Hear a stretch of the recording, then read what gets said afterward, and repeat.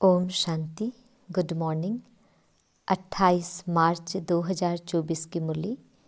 मीठे प्यारे बाबा, हम बच्चों से कह रहे हैं, मीठे बच्चे, यह कल्याणकारी पुरुषोत्तम संगम युग है। इसमें पुरानी दुनिया बदल नई होती है। इस युग को तुम भूलो मत। बाबा हम बच्चों से प्रश्न पूछ रहे हैं। बाप छोटे बड़े सभी बच्चों को आप समान बनाने के लिए एक प्यार की शिक्षा देते हैं। वह कौन सी? उत्तर है, मीठे बच्चे, अब भूले मत करो। यहाँ तुम आए हो नर से नारायण बनने, तो दैवी गुण धारण करो। किसी को भी दुख मत दो। भूले करते हैं तो दुख देते हैं। बाप कभी बच्चों को दुख नहीं देते, वह तुम्हें डायरेक्शन देते हैं। बच्चे, मामी कम याद करो। योगी बनो तो विक्रम विनाश हो जाएंगे, तुम बहुत मीठा बन जाएंगे। ओम शांति। जो बच्चे अपने को आत्मा समझ परम पिता परमात्मा के साथ योग लगाते हैं, उनको सच्चा योगी कहा जाता है, क्योंकि बाप ट्रूथ अर्थात सच्चा है ना।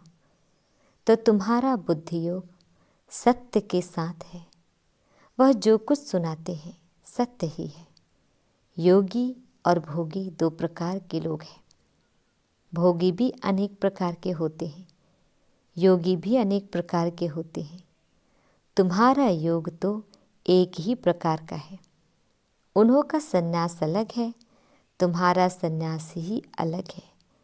तुम हो पुरुषोत्तम संगम युग के योगी, और किसको इस योग का पता ही नहीं कि हम पावन योगी हैं या पतित भोगी हैं। यह भी बच्चे जानते नहीं। बाबा तो सबको बच्चा बच्चा कहते हैं, क्योंकि बाप जानते हैं कि हम बेहद आत्माओं का पिता हूँ। और तुम यह समझते हो कि हम आत्मा सब आपस में भाई भाई हैं। वह हमारा बाप है। तुम बाप के साथ योग लगाने से पवित्र बनते हो। वह है भोगी, तुम हो योगी। बाप अपना परिचय तुमको देते हैं। यह भी तुम जानते हो कि यह पुरुषोत्तम संगम युग है। यह तुम्हारे बिगर कोई जानते नहीं। इसका नाम है पुरुषोत्तम संगम युग। इसलिए पुरुषोत्तम अक्षर को कभी नहीं भूलना। यह पुरुषोत्तम बनने का युग है। पुरुषोत्तम कहा जाता है ऊंच और पवित्र मनुष्य को। ऊंच और पवित्र यह लक्ष्मी नारायण थे। तुमको अब टाइम का भी पता पड़ा है। 5000 वर्ष के बाद यह दुनिया पुरानी होती है, फिर इसको नया बनाने के लिए बाप आते हैं। अब हम हैं संगम युगी ब्राह्मण कुल की। ऊंच ते ऊंच है ब्रह्मा, परंतु ब्रह्मा को शरीरधारी दिखाते हैं। शिव बाबा तो अशरीरी है। बच्चे समझ गए हैं अशरीरी और शरीरधारी का मिलन होता है। उनको तुम कहते हो बाबा, यह वंडरफुल पार्ट है ना। इनका गायन भी है, मंदिर भी बनते हैं। कोई किस रीति रथ को श्रृंगारते हैं। यह भी बाबा ने बताया है। बहुत जन्मों के अंत के जन्म के भी अंत में मैं प्रवेश करता हूँ। कितना क्लियर समझाते हैं। पहले पहले भगवान वाच कहना पड़े, फिर मैं बहुत जन्मों के अंत में सभी राज बच्चों को ही समझाता हूँ, और कोई समझ भी ना सके। तुम बच्चे भी कभी कभी भूल जाते हो। पुरुषोत्तम अक्षर लिखने से समझेंगे। यह पुरुषोत्तम युग ही कल्याणकारी युग है। अगर युग याद है तो समझेंगे अब हम नई दुनिया के लिए बदल रहे हैं। नई दुनिया में होते ही हैं देवताएं। युगों का भी अब तुमको पता पड़ा है। बाप समझाते हैं, मीठे बच्चे, संगम युग को कभी भूलो मत, या भूलने से सारा ज्ञान भूल जाता है। तुम बच्चे जानते हो अब हम बदल रहे हैं। अब पुरानी दुनिया भी बदल नहीं होनी है। बाप आकर दुनिया को भी बदलते हैं तो बच्चों को भी बदलते हैं। बच्चे बच्चे तो सभी को कहते हैं। सारी दुनिया की जो भी आत्माएं हैं सब बच्चे हैं। सबका पार्ट इस ड्रामा में है। चक्र को भी सिद्ध करना है। हर एक अपना अपना धर्म स्थापन करते हैं। यह देवी देवता धर्म सिवाय बाप के कोई स्थापन कर ना सके। यह धर्म कोई ब्रह्मा नहीं स्थापन करते। नई दुनिया में है देवी देवता धर्म, पुरानी दुनिया में है सब मनुष्य ही मनुष्य है। नई दुनिया में देवी देवताएं होते हैं।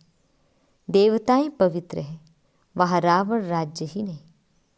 बाप तुम बच्चों को रावण पर विजय प्राप्त कराते हैं। रावण पर विजय प्राप्त होते ही राम राज्य शुरू हो जाता है। राम राज्य नई दुनिया को और रावण राज्य पुरानी दुनिया को कहा जाता है। राम राज्य कैसे स्थापन होता है यह तो तुम बच्चों के सिवाय कोई जानते नहीं। रचयिता बाप बैठ तुम बच्चों को रचना का राज समझाते हैं। बाप है रचयिता, बीज रूप। बीज को कहा जाता है वृक्षपति। अब वह जड़ बीज है, उनको तो ऐसे नहीं समझेंगे। तुम जानते हो बीज से ही सारा झाड़ निकलता है। सारे विश्व का कितना बड़ा झाड़ है, वह है जड़। यह है चैतन्य, सत्य चित्त आनंद स्वरूप। मनुष्य सृष्टि का बीज रूप बाप है। उससे कितना बड़ा झाड़ निकलता है। मॉडल तो छोटा बनाते हैं। मनुष्य सृष्टि का झाड़ सबसे बड़ा है। ऊंचते ऊंच बाप नॉलेजफुल है। उन झाड़ों की नॉलेज बहुतों को होती है। इसकी नॉलेज तो एक बाप ही देते हैं। अब बाप ने तुम्हें हद की बुद्धि बदल बेहद की बुद्धि दी है। तुम इस बेहद के झाड़ को जान गए हो। कितना बड़ा पोलार इस झाड़ को मिला हुआ है। बाप बच्चों को बेहद में ले जाते हैं। अब सारी दुनिया ही पतित है। सारी सृष्टि ही हिंसक है। एक दो की हिंसा करने वाले हैं। अब तुम बच्चों को ज्ञान मिला है। अहिंसक सिर्फ एक ही देवता धर्म होता है सतयुग में। सतयुग में सभी पवित्र सुख शांति में रहते हैं। सब मनोकामनाएं 21 जन्म के लिए पूरी हो जाती है। सतयुग में कोई कामना नहीं। अनाज आदि सब कुछ अथाह मिल जाता है। यह बॉम्बे पहले नहीं थी। देवताएं खारे अर्थात सागर के किनारे जमीन पर नहीं रहते हैं। मीठी नदियाँ जहाँ थी वहाँ देवताएं थे। मनुष्य थोड़े थे। एक एक को बहुत जमीन होती है। सतयुग में है ही वाइसलेस वर्ल्ड। तुम योग बल से विश्व की राजाई लेते हो। उसको ही राम राज्य कहा जाता है। पहले पहले नया झाड़ बहुत छोटा होता है। पहले थुर में एक धर्म था। फिर फाउंडेशन से 3 ट्यूब निकलती है। एक जैसे फाउंडेशन है देवी देवता धर्म का। थुर से टाल टालियाँ छोटी छोटी निकलती है। अब तो इस झाड़ का थुर ही नहीं है और कोई ऐसा झाड़ होता ही नहीं है। इनका मिसाल भी बड़ के झाड़ से एक्यूरेट है। बड़ का झाड़ सारा खड़ा है लेकिन थूर है ही नहीं, सूखता भी नहीं। सारा झाड़ हरा भरा खड़ा है। बाकी देवी देवता धर्म का फाउंडेशन है नहीं। थूर तो यही है ना। राम राज्य अथवा देवी देवता धर्म भी थूर में ही आ जाता है। बाप कहते हैं हम 3 धर्म स्थापन करते हैं। यह सब बातें तुम संगम युगी ब्राह्मण ही समझते हो। तुम ब्राह्मणों का है छोटा सा कुल। छोटे छोटे मठ पंथ निकलते हैं ना। अरविंद आश्रम है। कितना जल्दी जल्दी वृद्धि को पाते हैं क्योंकि उनमें विकार के लिए कोई मना नहीं। यहाँ बाप कहते हैं काम महाशत्रु है, उन पर विजय पानी है। ऐसे कोई और कह ना सके, नहीं तो उन्हों के पास भी हंगामा हो जाए। या तो है ही पतित मनुष्य तो पावन बनने की बात नहीं सुनते। कहते हैं विकार बिगर बच्चे कैसे पैदा होंगे। उन विचारों का भी दोष नहीं है। गीता पाठे कहते भी हैं, भगवान वाच, काम महाशत्रु है, उनको जीतने से जगत जीत बनते हैं, परंतु समझते नहीं हैं। वह जब यह अक्षर सुनाते हैं तो उन्हों को समझाना चाहिए। इस पर बाबा कहते हैं, जैसे हनुमान दरवाजे पर जूतियों में बैठता था, बाबा भी कहते हैं जाकर किनारे बैठ सुन कर आओ। फिर जब यह अक्षर कहे तो पूछो इसका रहस्य क्या है। जगत जीत तो यह देवताएं थे। देवता बनने लिए तो इन विकारों को छोड़ना पड़े। यह भी तुम कह सकते हो। तुम ही जानते हो कि अब राम राज्य की स्थापना हो रही है। महावीर भी तुम हो, इसमें डरने की कोई बात नहीं है। बहुत प्यार से पूछना चाहिए, स्वामी जी आपने बताया कि इन विकारों पर विजय पाने से विश्व के मालिक बनेंगे, लेकिन आपने यह तो बताया नहीं कि पवित्र कैसे बने। अब तुम बच्चे पवित्रता में रहने वाले महावीर हो। महावीर ही विजयी माला में पिरोए जाते हैं। मनुष्यों के कान तो रॉन्ग बातें सुनने पर हीरे हुए हैं। तुमको अब रॉन्ग बातें सुनना पसंद नहीं आती। राइट बातें तुम्हारे कानों को अच्छी लगेगी। Hear no evil, see no evil, think no evil, talk no evil, do no evil. मनुष्यों को सुजाग तो जरूर करना है। भगवान कहते हैं पवित्र बनो। सतयुग में सब पवित्र देवताएं थे, अब सब अपवित्र हैं। ऐसे ऐसे समझाना चाहिए।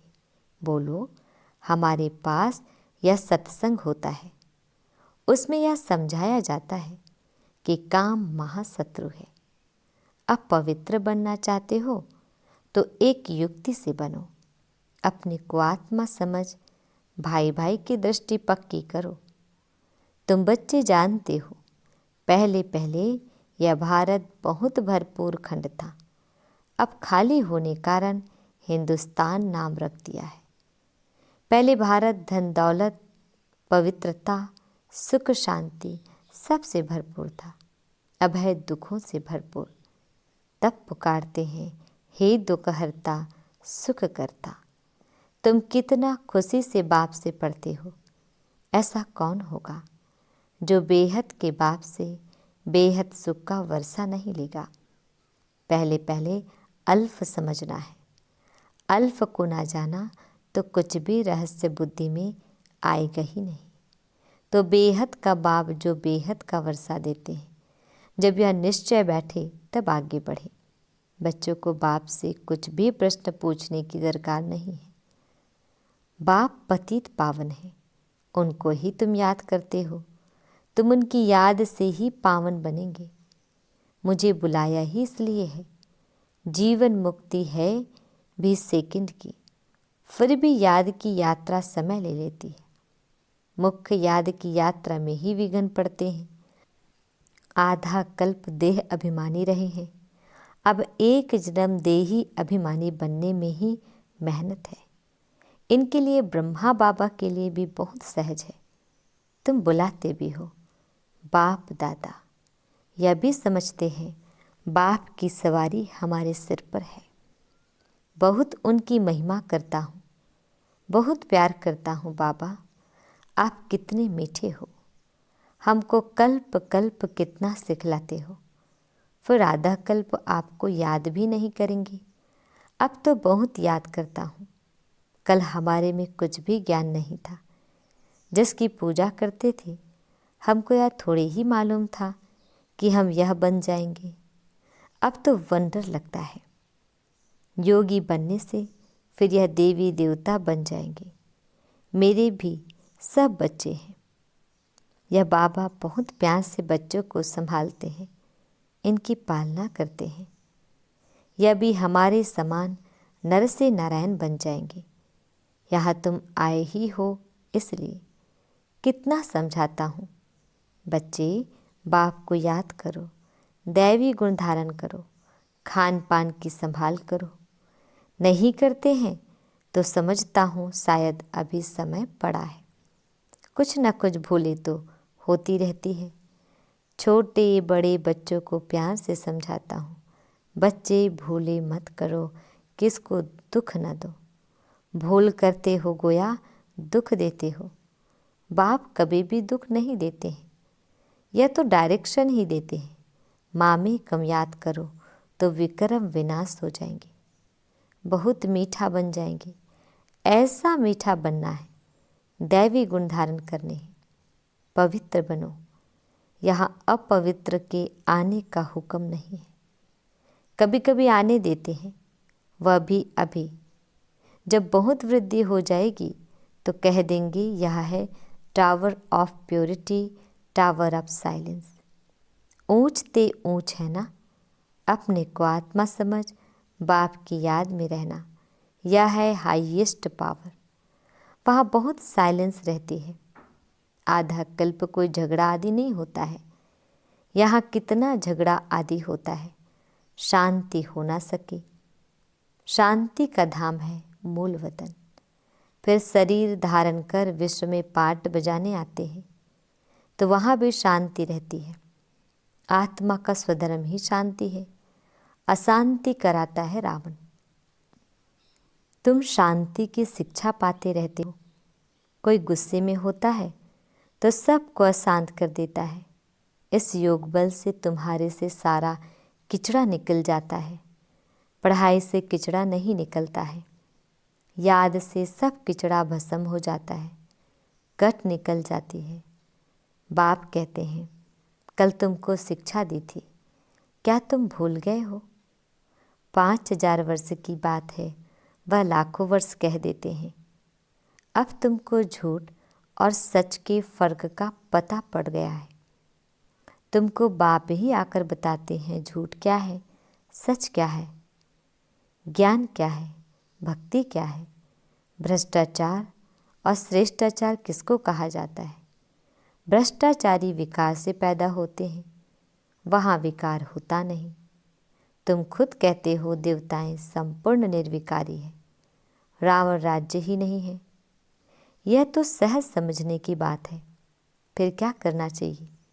एक तो बाप को याद करना चाहिए, दूसरा पवित्र जरूर बनना चाहिए। अच्छा मीठे प्यारे बाबा, हम बच्चों को विश कर रहे हैं। मीठे मीठे शिकिल दे बच्चों प्रति माता पिता बाप दादा का याद प्यार और गुड मॉर्निंग। रूहानी बाप की रूहानी बच्चों को नमस्ते। हम रूहानी बच्चों की रूहानी माता पिता बाप दादाजी को याद प्यार गुड मॉर्निंग और नमस्ते नमस्ते नमस्ते। शुक्रिया मीठे प्यारे बाबा, आपका लाख लाख शुक्रिया। आज हम बच्चों को धारण करना है। फर्स्ट पॉइंट है पवित्र बनने में महावीर बनना है। याद की यात्रा से अंदर का किचड़ा निकालना है। अपने शांत स्वधर्म में स्थित रहना है, अशांति नहीं फैलानी है।